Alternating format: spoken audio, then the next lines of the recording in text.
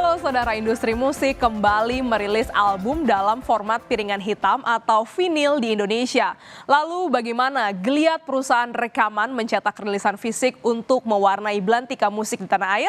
Berikut liputan selengkapnya dalam rangka Hari Musik Nasional 9 Maret.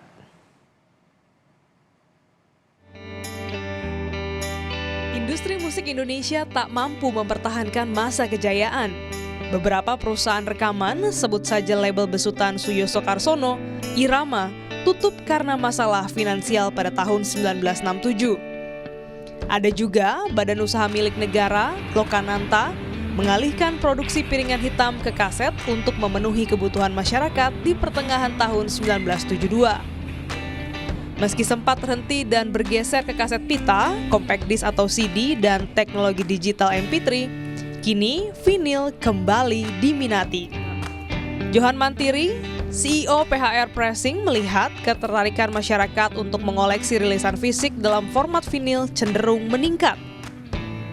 Yang menarik lagi bahwa setelah 8 tahun terakhir ini itu sudah bergerak berbalik. Artinya 80% itu yang belanja di kita di bawah 40 tahun. Sehingga kita coba melihat bahwa wah ini ternyata kemajuannya boleh dibilang respon masyarakat itu semakin baik. Seiring dengan perjalanan waktu dan ini yang namanya juga pandemi yang COVID-19 yang boleh dibilang itu hadir di awal tahun 2020 itu memberikan dampak yang luar biasa juga. Meski bisnis perusahaan rekaman telah tergerus dimakan zaman, Johan yakin masih tetap ada peluang di bisnis ini. Johan mengambil risiko ketika sejumlah musisi Indonesia mengalami kesulitan merilis album dalam format vinil.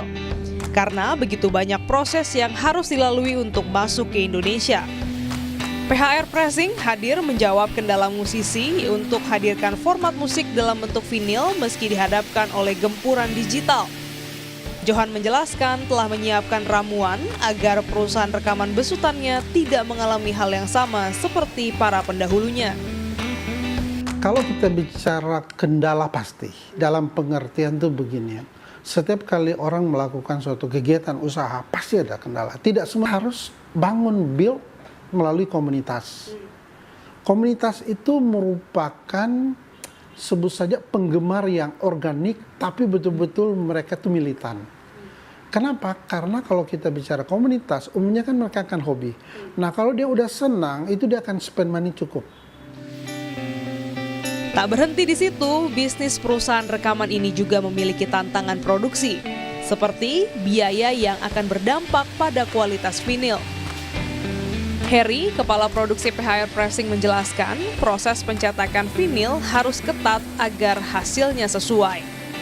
Yang riskan itu awal kita pemasangan stempernya. Jadi awal produksi pemasangan stemper itu saya harus benar-benar clear ruangan semuanya. Saya biasanya tidak menerima tamu kalau begitu. Jadi cukup operator 1 atau 2 orang di dalam karena debu sekecil apapun nanti berefek ke itu. Dan itu kalau ada kami menyebutnya ada bump, ada tonjolan begitu. Nanti kalau ada itu berefek ke semua produk. Nah itu harus diulang lagi, buka lagi, ulang lagi. Chandra Darusman, musisi senior, optimistis geliat rilisan fisik vinil akan menjadi daya tarik bagi pencinta musik di Indonesia. Bahwa suatu format produksi musik yang kita anggap sudah punah gitu, yang populer sampai dengan tahun-tahun 70-an gitu, itu ternyata kembali lagi gitu ya. Jadi suatu hal yang bagus buat ekosistem Indonesia, ya, di mana lagu-lagu dalam bentuk vinil itu bisa menjadi daya tarik tersendiri dan membantu kegairahan dinamika dari industri musik. Geliat industri musik terus berkembang menyesuaikan kebutuhan zaman. Kini, bisnis perusahaan rekaman memudahkan pencinta musik maupun musisi menikmati alunan nada lewat piringan hitam di tanah air. Klinis Oktania, Kompas TV, Jakarta.